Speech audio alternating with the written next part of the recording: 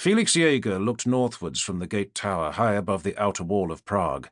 As if for reassurance, his hands rested atop the carved head of one of the huge sculptures that gave the Gate of Gargoyles its name.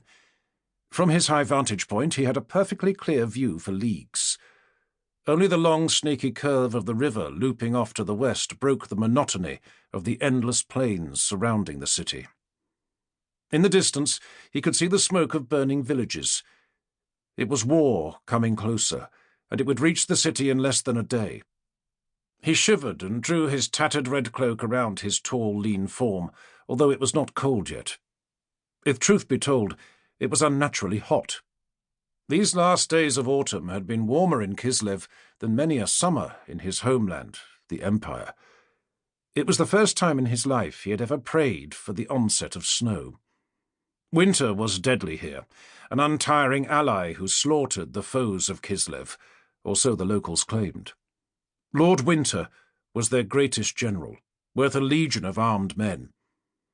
He wondered whether he would live to see Winter's arrival. Even Lord Winter might prove powerless against the Chaos Warriors and their evil magic. The warriors of the advancing army out there were not mere mortals, but worshippers of chaos, fresh from the northern wastes. Of all the foolish things he had done in his career as Gottric Gurnason's henchman, putting himself in the way of the armies of the Dark Powers was conceivably the most foolish. Felix had barely recovered from wounds taken in the battle with the dragon Skjallandir and the orcish armies that had tried to take the dragon's treasure. The wizard, Max Schreiber, had healed him and had done the work well, but still Felix was not sure that he felt as strong as he had before. He hoped he could wield his sword with his customary skill when the Chaos Warriors came. He would need to. If he could not, he would die. Most likely he would die anyway. The black-armored riders and their brutal followers were not famous for their mercy. They were unrelentingly savage and lived only to kill and conquer in the name of the demonic powers they worshipped. Even the massively thick walls of Prague would not hold them back for long. If those wicked warriors failed, then the dark magic of their sorcerous allies would surely succeed. Not for the first time, Felix wondered exactly what he was doing here, standing on the chilly walls of a fortified city, hundreds of leagues from home. He could be in Altdorf right now, sitting in the offices of the family business, haggling with wool traders and counting gold.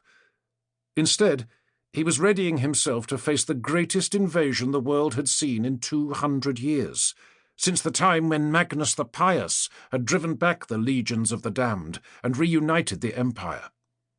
He glanced over at his companion. As ever, it was impossible to tell what the Slayer was thinking. The dwarf looked even more brutish and sullen than usual.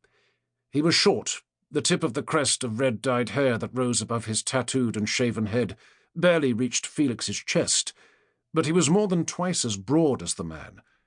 In one hand he held an axe that Felix would have struggled to lift with both his hands, and Felix was a strong man. The Slayer shook his head, and the gold chain that ran from ear to nostril jingled. He knuckled the patch that covered his empty eye socket and spat over the wall. To keep listening to this audiobook, I've left you a link in the description so you can do it, at no cost thanks to Audible's 30-day free trial.